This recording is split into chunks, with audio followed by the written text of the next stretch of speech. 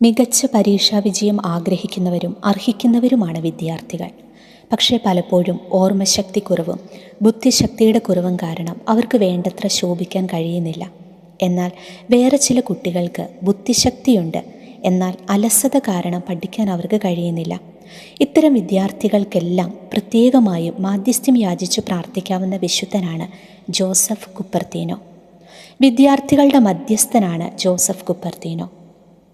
ഇന്ന് നമ്മൾ ഈ വിശുദ്ധനോടുള്ള ഒരു പ്രാർത്ഥനയാണ് പരിചയപ്പെടാൻ പോകുന്നത്. വിദ്യാർത്ഥികൾക്കും അവർക്ക് വേണ്ടി മാതാപിതാക്കൾക്കും ഈ പ്രാർത്ഥന ചൊല്ലാവുന്നതാണ്. ഈ പ്രാർത്ഥനയിലേക്ക് കടക്കുന്നതിന് മുമ്പായിട്ട് നിങ്ങളോട് ഞാനൊരു കൊച്ചു സംഭവം ഷെയർ ചെയ്യാം. വിശുദ്ധരിൽ എനിക്ക് ഏറെ ഇഷ്ടപ്പെട്ട ഒരു വിശുദ്ധൻ കൂടിയാണ് കേട്ടോ, വിശുദ്ധ ജോസഫ് കുപ്പർത്തീനോ. ഈ വിശുദ്ധനെക്കുറിച്ച് ഞാൻ ആദ്യമായിട്ട് കേൾക്കുന്നത് എൻ്റെ ഹൈസ്കൂൾ വിദ്യാഭ്യാസ കാലഘട്ടത്തിലാണ്. പഠിക്കാൻ ഞാനങ്ങനെ വലിയ മിടുക്കിയൊന്നും അല്ലായിരുന്നു ആ നാളുകളിലൊക്കെ, എന്നാൽ തീരെ മോശവുമല്ലായിരുന്നു. ഒരു ആവറേജ് സ്റ്റുഡൻ്റായിരുന്നു ഞാൻ അന്ന്.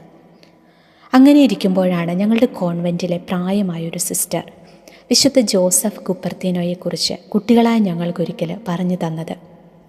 പഠിക്കാൻ കഴിവ് കുറഞ്ഞ കുട്ടികൾ ഈ വിശുദ്ധനോട് മാധ്യസ്ഥ യാചിച്ചു പ്രാർത്ഥിച്ചാൽ പഠന മേഖലയിലെ ബുദ്ധിമുട്ടുകളൊക്കെ മാറിക്കിട്ടുമെന്ന് സിസ്റ്റർ സ്നേഹത്തോടെ പറഞ്ഞു തന്നു. എന്നിട്ട് സിസ്റ്റർ ഞങ്ങൾക്ക് ഈ വിശുദ്ധനോടുള്ള ചെറിയൊരു പ്രാർത്ഥനയും നൽകി. കൂടാതെ സിസ്റ്റർ തൻ്റെ ജീവിതത്തിലെ ഒരു അനുഭവവും ഞങ്ങളോട് പങ്കുവച്ചു. സിസ്റ്റർ സന്യാസ അർത്ഥിനിയായിരിക്കുന്ന കാലഘട്ടത്തിൽ സിസ്റ്ററിൻ്റെ ബാച്ചിലെ ഏറ്റവും കഴിവ് കുറഞ്ഞതും പഠിക്കാൻ പുറകിലായതുമായ അർത്ഥിനി സിസ്റ്റർ ആയിരുന്നുവെന്നും പഠിക്കാൻ കഴിവില്ലാത്തതിനാൽ ആ കാലഘട്ടത്തിലൊക്കെ സിസ്റ്റർ ഏറെ വേദനിച്ചിരുന്ന കഥകളും ഒക്കെ ഞങ്ങളെ പറഞ്ഞു ഏൽപ്പിച്ചു. ആ സമയങ്ങളിൽ ഈ വിശുദ്ധനോട് സിസ്റ്റർ വളരെയധികം മാധ്യസ്ഥ യാചിച്ച് പ്രാർത്ഥിക്കുമായിരുന്നു. അതിൻ്റെ ഫലമായി പിന്നീടുള്ള കോൺവെൻറ്റുകളിൽ നടത്തപ്പെടുന്ന എല്ലാ പരീക്ഷകളിലും ബാച്ചിലുള്ള മുന്നിൽ നിന്നിരുന്ന എല്ലാ അർത്ഥിനികളെയും പിന്നിലാക്കിക്കൊണ്ട് സിസ്റ്റർ വിജയിച്ച കഥകളും ഞങ്ങളെ പറഞ്ഞു കേൾപ്പിച്ചു. ഞങ്ങളോട് സിസ്റ്റർ ഈ കഥകളൊക്കെ പറയുമ്പോൾ അന്ന് ആ സിസ്റ്ററിനൊരു ഏകദേശം 75 വയസ്സിന് മുകളിലൊക്കെ പ്രായമുണ്ടായിരുന്നു. ആ സമയങ്ങളിലും ആ പ്രായത്തിലും കോൺവെൻറ്റുകളിലൊക്കെ അവരുടെ സഭയുടെ പല പരീക്ഷകളും എല്ലാ വർഷവും നടത്താറുണ്ട്. അപ്പോൾ ആ കോൺവെൻറ്റിലുള്ള കുഞ്ഞ് സിസ്റ്റേഴ്സിനെ, ചെറിയ സിസ്റ്റേഴ്സിനെയൊക്കെ പുറകിലാക്കിക്കൊണ്ട് അവരെക്കാളും ഏറ്റവും ഉയർന്ന മാർക്കോടെ ഇന്നും ഈ 75-ാം വയസ്സിലും ഈ സിസ്റ്ററാണ് അവിടെ മുന്നിൽ നിൽക്കുന്നത്. അപ്പം ഞങ്ങളോട് പറയുകയാണ്, ഈ വിജയത്തിൻ്റെ എല്ലാം പിന്നിൽ അന്നു മുതലുള്ള ഈ വിശുദ്ധനോടുള്ള ശക്തമായൊരു മാധ്യസ്ഥ്യമായിരുന്നെന്ന്. സിസ്റ്റർ തൻ്റെ ജീവിതാനുഭവം ഇങ്ങനെ ഞങ്ങളോട് ഷെയർ ചെയ്തപ്പോൾ അതെനിക്ക് വലിയൊരു പ്രചോദനമായിട്ട് തോന്നി. അന്നു മുതൽ എൻ്റെ വിദ്യാഭ്യാസ കാലഘട്ടം മുഴുവനും ഞാനും ഈ വിശുദ്ധനോട് പ്രാർത്ഥിക്കാൻ തുടങ്ങി. പിന്നീട് വലിയൊരു മാറ്റമാണ് എനിക്കെൻ്റെ ജീവിതത്തിൽ ദർശിക്കാൻ സാധിച്ചിട്ടുള്ളത്. ഞാൻ വളർന്ന് വലുതായതിനു ശേഷം സ്കൂളിലൊക്കെ പഠിപ്പിച്ചുകൊണ്ടിരുന്ന കാലഘട്ടത്തിലൊക്കെ ഞാൻ കുട്ടികളോടൊക്കെ ഈ വിശുദ്ധനെക്കുറിച്ച് പറഞ്ഞു കൊടുക്കുമായിരുന്നു.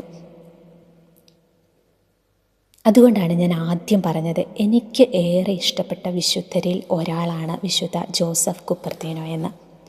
ഈ വിശുദ്ധനെക്കുറിച്ച് പിന്നീട് എനിക്ക് കൂടുതലായിട്ട് അറിയണമെന്ന് തോന്നി, പഠിക്കണമെന്ന് തോന്നി. അങ്ങനെ ഞാൻ പല പുസ്തകങ്ങളും എടുത്ത് ഈ വിശുദ്ധനെക്കുറിച്ച് വായിക്കാൻ തുടങ്ങി, പഠിക്കാൻ തുടങ്ങി. ഈ വിശുദ്ധനെക്കുറിച്ച് അറിയും തോറും എനിക്ക് വലിയ ഇഷ്ടം തോന്നിക്കൊണ്ടിരുന്നു. കാരണം ശരിക്കും ഈ വിശുദ്ധൻ്റെ ജീവിതം ഒരു അത്ഭുതം തന്നെയായിരുന്നു. അടുത്ത വീഡിയോയിൽ ഈ വിശുദ്ധൻ്റെ ജീവിതത്തെക്കുറിച്ച് നമുക്ക് കൂടുതലായിട്ട് മനസ്സിലാക്കാം. ഒരു നിമിഷം നമുക്ക് കരങ്ങൾ കൂപ്പിയാലോ. പഠിക്കുന്ന നമ്മുടെ എല്ലാ മക്കളെയും വിശുദ്ധ ജോസഫ് കുപ്പർത്തീനോസ് വഴി ഈശോയ്ക്ക് കൊടുത്തുകൊണ്ട് നമുക്ക് പ്രാർത്ഥിക്കാം. ഇത് കേൾക്കുന്ന നിങ്ങൾ ഓരോരുത്തരും നിങ്ങളുടെ വീട്ടിലൊക്കെയുള്ള പഠിക്കുന്ന കുഞ്ഞു മക്കൾക്കൊക്കെ ഈ വിശുദ്ധനെക്കുറിച്ച് പറഞ്ഞു കൊടുക്കണം കേട്ടോ. വിശുദ്ധൻ്റെ മാധ്യസ്ഥ്യം തേടി പ്രാർത്ഥിക്കാനായിട്ട് നമ്മുടെ മക്കളോട് പറയണം. ഈ പ്രാർത്ഥനയും നമ്മുടെ മക്കൾക്ക് പറഞ്ഞു കൊടുക്കണം. മക്കൾക്ക് വേണ്ടി മാതാപിതാക്കൾ ഈ പ്രാർത്ഥന ചൊല്ലുന്നതും വളരെ നല്ലതാണ്. നമ്മുടെ മക്കൾക്ക് വേണ്ടി അവരുടെ പഠന മേഖലകളൊക്കെ അനുഗ്രഹിക്കപ്പെടാനായിട്ട് നമുക്ക് ഈ വിശുദ്ധൻ്റെ മാധ്യസ്ഥ്യം തേടി പ്രാർത്ഥിക്കാം.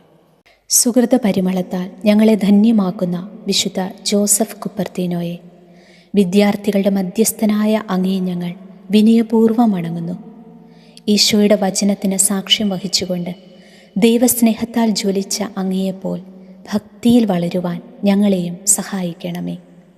എല്ലാ വിദ്യാർത്ഥികൾക്കും വേണ്ടി, പ്രത്യേകിച്ച് അങ്ങയുടെ സഹായം ഏറ്റവും ആവശ്യമായ എനിക്ക് വേണ്ടി ദൈവതിരുമുൻപിൽ മാധ്യസ്ഥ്യം വഹിക്കണമേ.